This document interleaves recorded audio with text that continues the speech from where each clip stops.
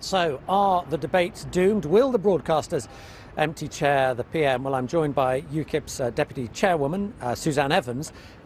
Let's just start with the PM's position. He's surely got a point that the Greens should be included.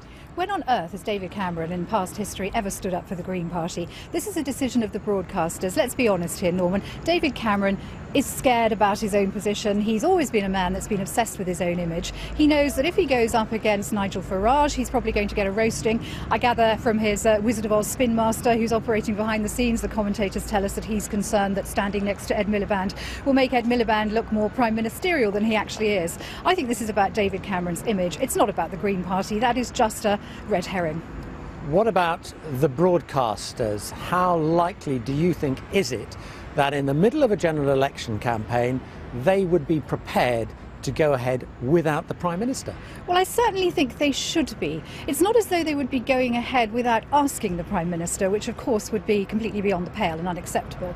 But this is a democracy. This is a country where we have the freedom of the press, where the media actually needs to stand up and do the right thing. So by offering him an invitation, they've done everything that they can within their power. If he says no, frankly, I think that's his problem. Is there now a danger, do you think, a realistic danger, that these debates won't happen?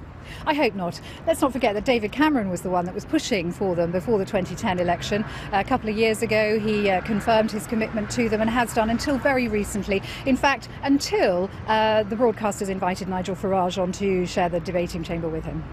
But Mr. Cameron has always made clear that he thought the Greens should be involved. He didn't want the debates packed into the last few weeks of the campaign. The broadcasters came up with a proposal which straight away crossed his two red lines. So no surprise, he's not happy. Why is the Prime Minister putting down red lines for the British broadcasters? That is unacceptable. It is not his position as Prime Minister of this country to try and rule the free press. And from Nigel Farage's perspective, would he have any difficulty if the Greens, the SNP were also included?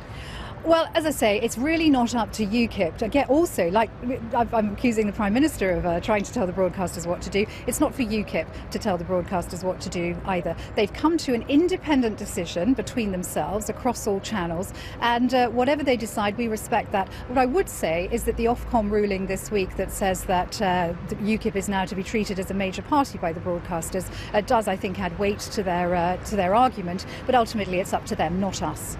Do we actually need these debates? Because there was an argument last time that they denuded the campaign because all the focus was on these three television moments. So is there not an argument for saying, actually, why not have a traditional election campaign rather than one that is just built around three television programmes? Well, once again, I go back to David Cameron also wanted the debates. The other party leaders would like to have the debates. 20 million people watch them, as you said yourself earlier. I think that just proves that they are something that the public wants. And the potential advantage for UKIP, you come as a minority party, you would have a platform, if you like, at the big table. When you are working out your election strategy, how important is it that these debates go ahead for your own possibilities?